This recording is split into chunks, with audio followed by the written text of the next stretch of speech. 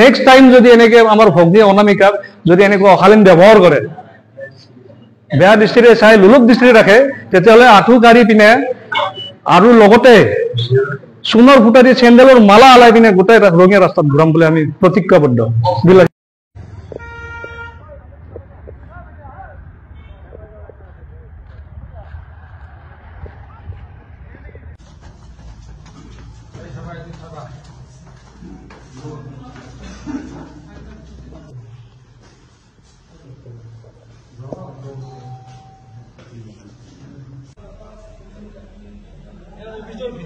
অফিসৰ মানে ভিতৰৰ দৃশ্য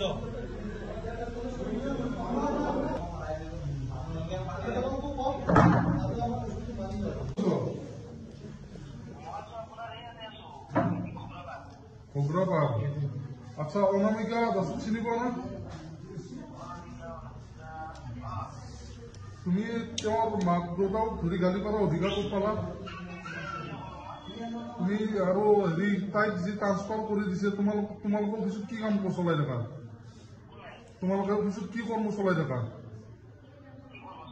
অফিচটো এইটো হ'ল ফাইনেন্স ডিপাৰ্টমেণ্ট। ফাইনেন্স ডিপাৰ্টমেণ্টত তোমালোকে অনৈতিক কাৰ্যবিলাক চলোৱা, তাৰপিছত দেখা পোৱাৰ পিছত তোমালোকে সেইটো কমপ্লেইন মাৰি ট্ৰান্সফাৰ কৰা, আৰু যেতিয়া তোমালোকক ক'ব আহে তেতিয়া তুমি মাক বাপেকক গালি পাৰি কিনে ধমকি দিয়া, হয় না?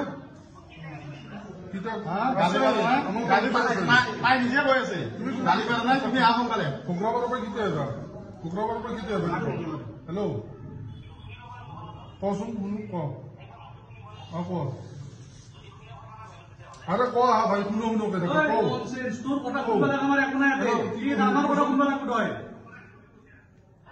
কচোন কি ক?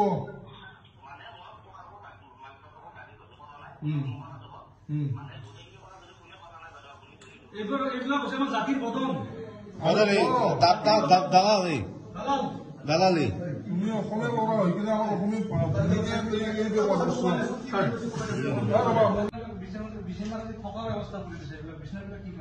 বিছনা আপোনাৰ যদি পাৰ্চনেল থাকে তেতিয়াহ'লে আপুনি ভিতৰৰ পৰা লগ কৰি পিনে সেইটো বেলেগ বেলেগ কৰি দিব লাগে। সেই গতিকে আপুনি বিছনাবিলাক কি ব্যৱস্থা কলিং বেল মাৰিব লাগে, আপোনালোক কলিং বেল দি পেলাই আহিব লাগে,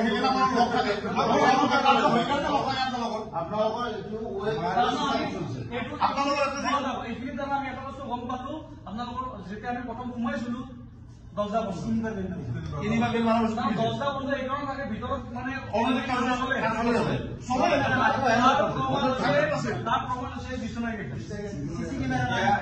আৰু চিচি কেমেৰা নাথাকে আৰু অনামিকা কোৱা কথাখিনি চব সঁচা, একদম একেবাৰে সঁচা কথা।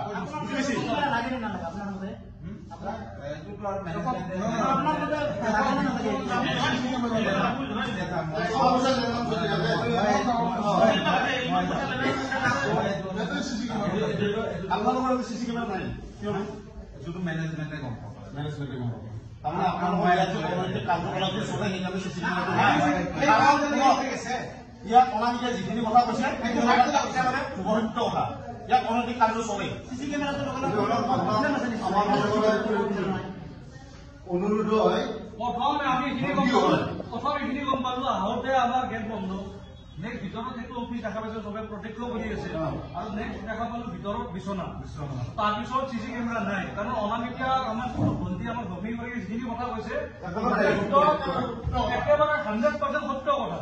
ইয়াতে এই অফিচত অনৈতিক কাম চলে। অনৈতিক চোৱাটো মেইন কথা, বাপেকক তেনেকৈ ব্যৱহাৰ কৰে। আৰু দেউতাকক তেওঁ কি দেউতাকে কি ইয়াতে আপোনালোকক সমাজত কি বিদায় দিব আহিছে নেকি? তেওঁ যি দেউতাক যি বেয়া কথা কয়, বেয়া কাম কৰিছে, এইটো বেয়া কাম কৰিছে। আপোনালোকে কোনে কৈছে, কোনটো কৈছে? কি নাম আছিল? কি নাম?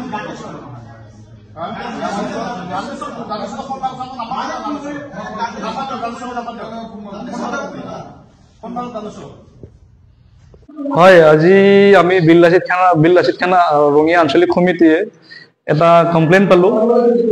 অনামিকা দাস তাইৰ নাম, তামোলপুৰৰ নিবাসী ছোৱালীজনী থাকিলে। ছোৱালীজনী আজি এয়া মানে কি সেটিং মাইক্ৰ ফাইনেন্স কোম্পানী, মানে লোন দিয়া কোম্পানী, ইয়াতে মানে তাইক আজি মানে মাহত কোনো জাননী নিদিয়ে আর কোনো ধৰণৰ মানে আগজাননী নিদিয়াকে কোনো ধৰণৰ ফাৰ্ডবাৰ নটিফিকেশ্যন নিদিয়াকে ছোৱালীজনীক মানে মাহত দুবাৰকে এতিয়ালৈকে ট্ৰান্সফাৰ কৰিলে। প্ৰথম কাম কৰিছিলে তামোলপুৰৰ পৰা ৰঙিয়াত 1 মাহৰ ভিতৰতে ৰঙিয়াত আহিলে ট্ৰান্সফাৰ হয়।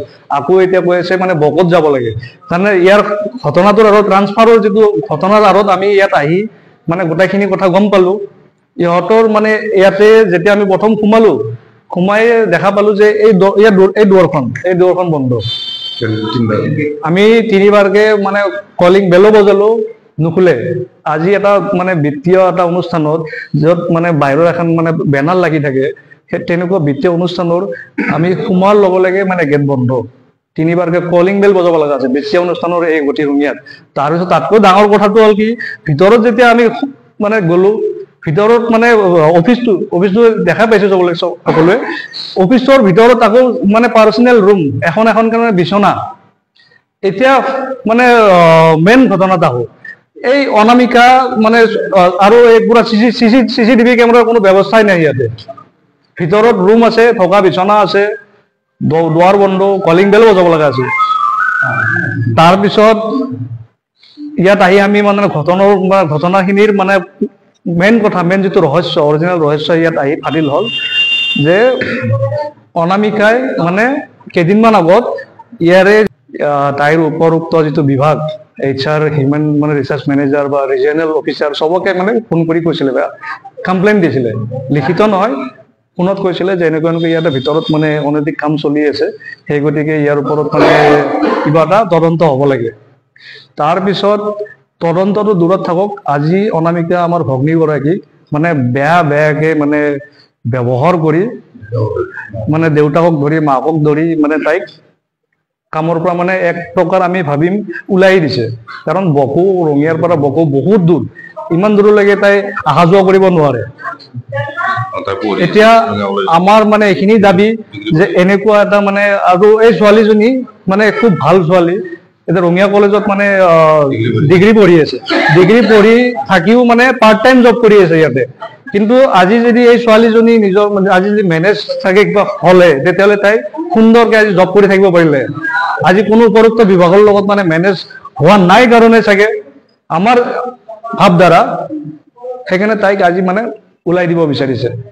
সেই গতিকে আমি এই ঘটনাটোৰ আঁৰত এইখিনি ক'ব বিচাৰো, আমাৰ অনামিকা হৈছে আমাৰ ভগ্নী, আৰু আমাৰ এই ভগ্নীক যদি কোনোবাই ইয়াৰে অফিচৰ মানুহে বা বেয়া ব্যৱহাৰ কৰে, আমি সকীয়াই দিছো তেখেতলোকক আঁঠু কাঢ়ি চেণ্ডেলৰ চূণৰ গোটা দি চেণ্ডেলৰ মালা গোটাই ৰঙিয়া ৰাস্তাত ঘূৰাম।